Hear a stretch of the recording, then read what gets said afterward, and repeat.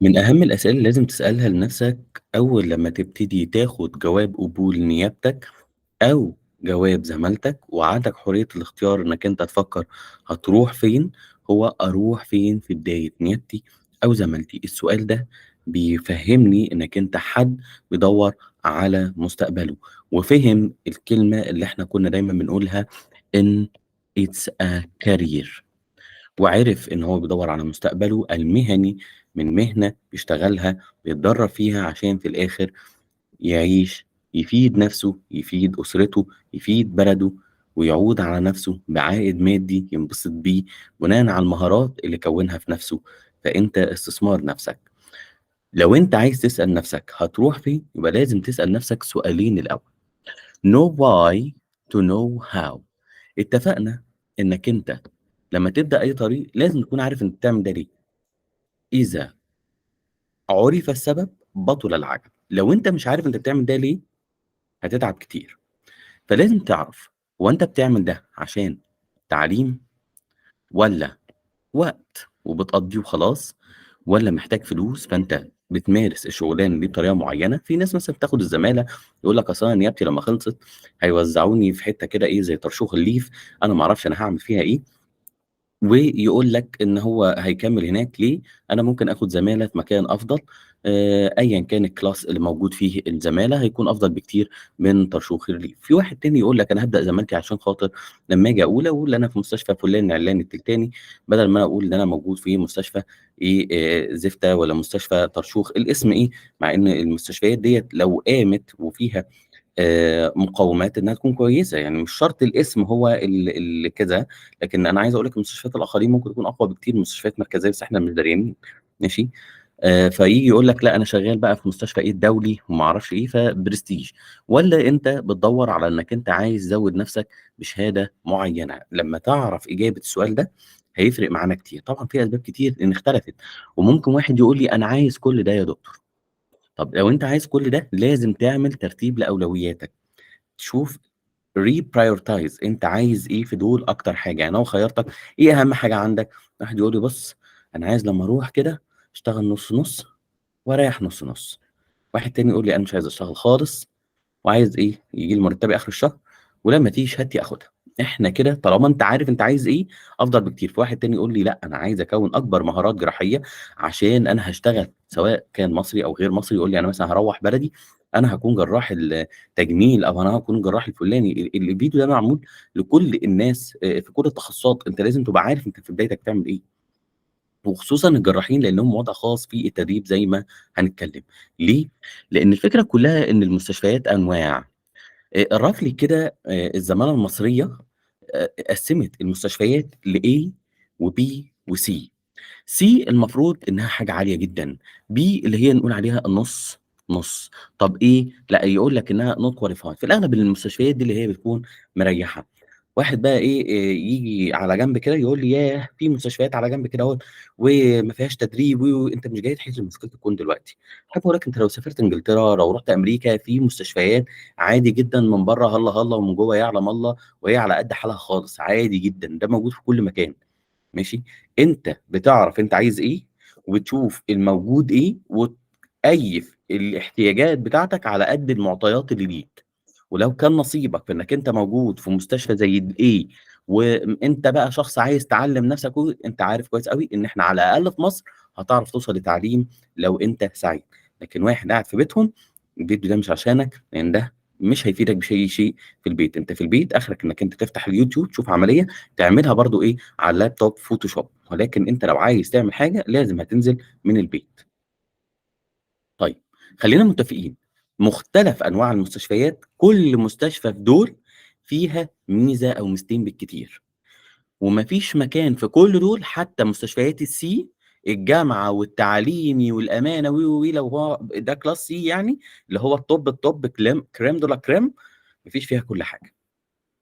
إحنا كجراحة تجميل مثلًا لو نيجي نتكلم في المستشفيات ديّة، كل مكان هيكون ليه مهارة أو 2، واحد بيشتغل hand وواحد بيشتغل maxillofacial، واحد يشتغل hand and maxillofacial، في شوية روما على ما أقوسهم، في أماكن فيها aesthetic تتفرّج بس، فيها أماكن مثلًا هي ما فيهاش غير إن شوية aesthetic ويشتغلوها، ما فيش تروما خالص، هي ما فيهاش تروما معروف الكلام ده، ويمكن اللي اشتغل في التأمين الصحي فاهم أنا باتكلم في إيه. حتى التأمين الصحي فيه flow رهيب جدًا لأن بيخدم على فئة كبيرة جدًا، موظفين ومدارس إلى آخره وجامعة. المستشفيات التعليمية اللي هي مستشفى الطلبة مثلًا اللي بتخدم على الجامعة، كل الكلام دوّة، في variety كتير، ولكن كل مكان فيه مهارة أو 2 بيشتغلهم، هي إمكانيات المكان ده كده. مستشفى مثلًا على الدائري هتكون شغّالة حوادث، مستشفى تاني كده قاعدة في وسط المدن، قاعدة في مدينة 6 أكتوبر أو الكلام ده هتشتغل إيه، حاجات elective كده، التروما على ما أسهم، فيعني دي مش مشكلة حد، هو المكان ده ظروفه كده، فأنت تعرف إيه بقى، أنت عايز إيه من المكان، تبدأ إنك أنت تروح. طب هنا مش الفيديو اللي أنا باقول لك إزاي تختار المستشفى بتاعتك حسب احتياجاتك، أنا باقول لك تعمل إيه في بداية نيابتك. ففي بداية نيابتك لو أنت قررت أنت عايز إيه، وفهمت أنواع المستشفيات بsky view، في فيديو متفصّل بالتفصيل على أنواع المستشفيات وكل حاجة، لكن هنا باكلّمك أنت في بداية نيابتك تعمل إيه. في بداية نيابتك لازم تكون مُتفهِّم إنّك أنت أول صفحة في حياتك غير مش تالت صفحة ولا رابع صفحة، غير تاني صفحة، بل تاني سطر. أنت هتكتشف حاجة جوّه مصر وبرّه مصر، أي مكان أنت لو جراح شاطر هتجيب آخره في 6 شهور، سَنة. يعني إيه تجيب آخره؟ مش هتتعلّم كل المهارات، ولكن هيكون عندك الknowledge بأغلب المهارات اللي بيعملها المكان ده. يعني أنت عارف إن المكان ده لو فيه مهارة معيّنة، المفروض إنّك أنت تكون عرفت أكبر قدر من المعلومات ما كانش كلّها عن الموضوع ده. أنت مش هتخلّص يعني أنت لو جراحة عامة أو جراحة تجميل، مش هتخلّص جراحة عامة وتجميل اللي بيشتغلها العالم كلّه في السَنة ديّة زي ما باقول لك، لأ، هو أنا باقول لك المكان ده لو مثلًا مهارته أكتر حاجة هاند، فأنت هتجيب آخر الهاند في المكان دوّة في السَنة دي. ليه؟ لإن هو الflow بتاعه على قد الهاند، هو متميز في دي، فأنت هتجيبه. طب باقي الحاجات لأ، دي على ما أسهم بقى، تقعد أكتر تجيب أكتر، وكل ما تقعد أكتر كل ما في حاجة اسمها الlearning curve، وده تحترمه، اللي عمل عملية 10 مرات غير اللي عمله مرّة واحدة بس. take care. فمن هنا لو أنت آمنت بده، هتؤمن إنّك أنت هتعمل إيه في بداية نيابتك بنظام، لإنّك أنت عندك حل من 2، يا إمّا تبعزق نَفْسك، يا ما تبعزقش نَفْسك. إيه الكلام دوّة؟ يعني إيه أبعزق نَفْسي وما أبعزقش نَفْسي؟ هو في حد يحب يبعزق نَفْسه وفي حد ما يحبش يبعزق نَفْسه؟ كُلّنا ما نحبش نبعزق نَفْسنا. الفكرة كُلّها يا صديقي إنّك أنت في أي مكان في مصر لمّا بتروحه جديد، أيًا كان الposition بتاعك، أنت بتروح بالposition الرسمي بتاعك. أنا ما ليش دعوة أنت معاك ماجستير، دكتوراه، أنا مش موافق على الكلام دوّة، ولكن هو ده أرض الواقع، ماشي. في أدبيًا المفروض أنت تقدّر إن فلان جاي لك masterized أو معاه MD، فلازم يتقدّر والكلام ده يساهم فيه رؤساء الأقسام بطريقة fair enough، تحفظ الأقدمية للي موجود، وفي نفس الوقت تراعي المستجد اللي جه لأيًا كان ظروفه، هو جاي ليه بالمركز بتاعه. لكن ما ينفعش اللي هو إيه، فتحنا كده الزمالة، زمالة بالماجستير، زمالة من غير ماجستير، ده خد سنتين، ده الماجستير اختصر له سنتين، ولكن لمّا تقابله تلاقي واحد ما معهوش أي qualification، وما امتحنش امتحانين على بعض، والتاني امتحن شوية وقضّى زمالة، ممكن يكون قضّى فترة نيابة كبيرة جدًا مرّة و2 أثناء الدراسة بتاعته، وواحد ما بقالوش سنتين لسه ما يعرفش أساسًا يعمل examination. مش تقليل منه، هو كل واحد ليه learning curve، وتلاقي الاتنين بيعملوا نفس الduties. لأ، هو أنت كدهوّة ده اسمه توصيف أخصائي. كون إن في خلل في التصنيف في المهن الرسمية، ده مش معناه إن إحنا كأطباء ما نكونش على دراية بده ونحفظ مقامات بعض. الحفظ الأدبي أمر واجب، يعني ده من آداب المهنة زي ما بنقول. إيه فايدة الكلام دوّة؟ لإن أنت عندك طريق من 2، في واحد هيقول لي طالما كل مكان بيتميز بحاجة، فأنا هاروح أتعلم من كل مكان الحاجة دي، فأنت هتعيش في حاجة اسمها chronic junior syndrome بالطريقة المصرية اللي إحنا بنتكلم فيها. ليه؟ لإنك أنت مثلًا عرفت إن المكان الفلاني فيه maxillofacial، فأنت هتروح 6 شهور لسنة عشان تتعلم الmaxillofacial، بس أنت على الجدول هو أنت هتروح لهم junior. بس أنت في قرارك لنفسك لازم تسأل نفسك أنت بتعمل كده ليه؟ ولمدة قد إيه؟ يبقى أنت رايح المكان اللي بيشتغل maxillofacial عشان عايز تتعلم المهارة دي، غضّيت نظرك عن إنك أنت masterized أو MD، وأنت رايح لسه التصنيف بتاعك للأسف نايب، أنت مش رايح لهم أخصائي، يعني التصنيف اللي أنت رايح بيه زمالة للأسف. هي مش حاجة عيب، بس هو أنت كدهوّة مش بتتعامل قانونيًا في المكان دوّة بتصنيفك اللي أنت أخصائي أو إنّك أنت استشاري. هم لو أدبيًا عملوا معاك ده يبقى حاجة خير، لكن ده مش granted، فأنت لازم تكون متقبّل ده وتأهِّب نَفْسك ليه. صدّقني أنت أثبتت وجودك خير من عند ربنا ونعمة وفضل كبير، وربنا يرزقنا كُلّنا النعمة ديّة عند بعض ونعامل بعض بالحُسنى، لإن هي الدنيا صغيّرة وإحنا عالم صغير، والدنيا مش دايمًا حد يعني، فاللي هتعمله النهارده يعني هيترد لك بُكرة، ربنا يستر علينا كُلّنا من أنفسنا. القصد فأنت قررت إن أنت هتروح المكان بيتعلّم maxillofacial، فأنت اتعلّمت فيه في ال6 شهور دول، بس أنت عارف إن أنت رايح إيه junior، هيقول لك مثلًا حضورك 48 ساعة والّا 3 أيام وعندك الduty الفلاني والعلاني والتلتاني، أنت تقبّل إنّك أنت رايح ده بس عشان خاطر تركّز على المهارة دي، فأنت بتpay some time from your time عشان خاطر تاخد skills من المكان دوّة في الحتّة ديّة، لو أنا باتكلّم على الزمالة، ما باتكلّمش على الways التانية للتعليم. الزمالة. طيب مش بس كده، أنت لمّا هتيجي تروح المكان التاني اللي فيه burn، تكون عارف أنت الburn ده هتاخده في قد إيه. طبعًا كل مهارة من اللي أنا باتكلم فيها ما تخلصش في 6 شهور، ولكن في فرق إنك أنت اكتسبت general sky view عن المهارة ديّة. حبيت تكمّل well and good، ولكن أنت في بداية نيابتك دي فترة ذهبية. ليه؟ أرجّعك أفكّرك، قُلت لك إيه، أول صفحة في حياتك مش زي الصفحة اللي بعدها.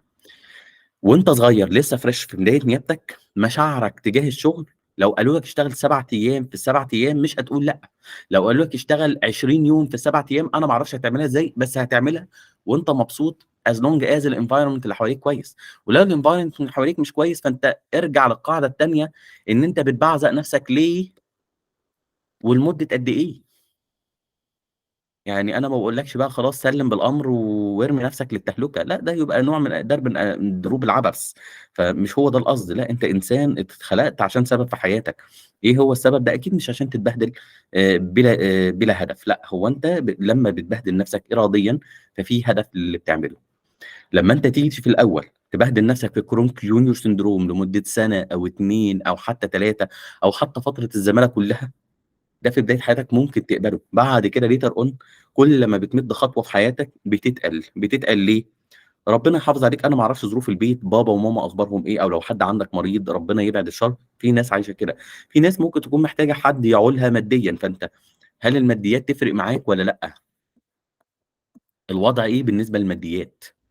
والّا أنت هتعرف تصرف على نفسك؟ ما هو إحنا لازم نقدّر بعض ولازم أنت تقدّر نفسك، رحم الله امرئ عرف مقدار نفسه، لازم تكون عارف أنت حياتك ماشية إزاي، عشان ما تتضايقش، المهم إنّك أنت تعمل حاجة وأنت راضي النَفْس، راضي النَفْس إنّك أنت عارف أنت بتعمل ده ليه ولمدة قد إيه، ما ينفعش تكون عرفت أنت بتعمل ده ليه ونسيت أنت هتعمله لمدة قد إيه.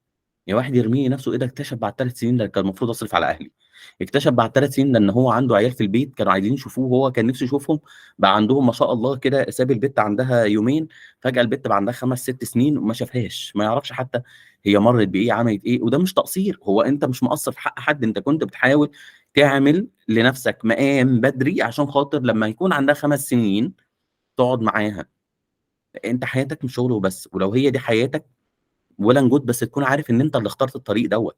لكن في ناس بتتفاجئ عند سن ال35 وال40 إن هو اتدفن بين 4 حيطان، وده ما كانش اختياره ولا كان ده هدفه في حياته. ما ينفعش تتفاجئ بده بعدين، فأنا جاي لك من بعدين وباقول لك إن في ناس اتفاجئت بده، أنت ما تتفاجئش بده. لو ده طريقك واللي أنت اخترته وعايز تبقى إن أنت الpioneer في المكانة الفلانية، هتتعب شوية عن غيرك، لأن كل واحد بيتعب بمقدار على قد هو اللي بيعمله ليه ولمدة قد إيه. فأنت دلوقتي خلاص رُحت المستشفى الفلانية، أنا في ظرف 6 شهور لسنة أنا هاخد الskill الفلانية، هم عندهم 2 skill فأنا هاخدهم، بيحضّروك 5، 6 أيام في الأسبوع، يمرّوك يقول لك تسلّم لي 3 جداول، تنسى لي الأعياد، تنسى لي يبقى أنا عارف إن أنا في الفترة دي سلّمت نفسي عشان خاطر هاعمل الحاجة ديّة، مش معنى باقول لك إن دي أفضل حاجة ولا ده الصح، ولكن أنا باتكلّم على المعطيات اللي موجودة. زي ما أنت مثلًا لو سافرت إنجلترا، أنت دوّرت على الlife style، انسى بقى حوار التعليم ده، هتتعلم ما تتعلمش، في training job والّا لأ، أغلبه service job، فأنا ما باقولكش كده، أنت هنا أهوّة ربنا يعني واهبنا، عندنا flow من الpatients وعندنا الحمد لله supervision to some extent إنّك أنت ممكن تشوف إنّك أنت تتعلم، ده لو قررت تبعزق نفسك.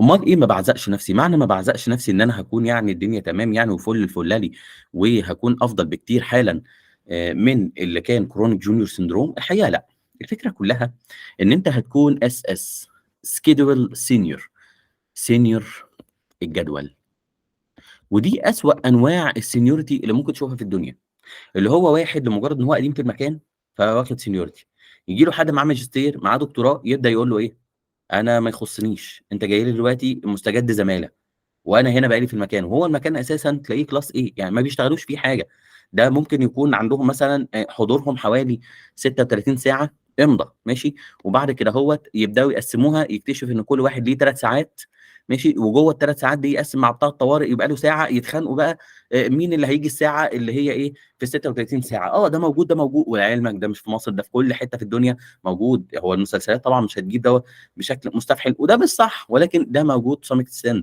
ليه؟ هو مش عشان بيهربوا من شغل، هو ما فيش شغل أساسًا، هو رايح المكان دوّة كأن إيه، يعني رايح يعني بلاش نقول دولة من الدول، بس هو رايح يريّح، كأنه رايح المالديف قاعد بس هو مش قاعد في البحر، هو قاعد في المستشفى ديّة فيها الجنينة بتاعتها، قاعد من الموبايل يقعد إيه، يحط الcomics بتاعته، يقعد يضحّك وإيه، يقعد يكتب شوية مقالات ظريفة مضحكة، أو إيه، يقضّي مشاويره في اليوم بتاع النبطشية، هو بقى عنده أي حاجة. مش شرط يكون senior الجدول هو الشخص اللي أنا باتكلّم عليه بالطريقة ديّة، لأ هو في أماكن شغلها نُص، نُص، أو عندها مهارة واحدة من المهارات اللي إحنا اتكلّمنا فيها، هم مثلًا بيشتغلوا مهارة واحدة زي الMaxillofacial، أو مهارة واحدة زي الburn، ودي مش حاجة وحشة بالعكس، بس الفكرة كلّها إن أنت اخترت إن أنت ما تتحرّكش لمكان تاني عشان ما تاخدش juniority. الكلام ده لو أنت عملته في بداية نيابتك خطر.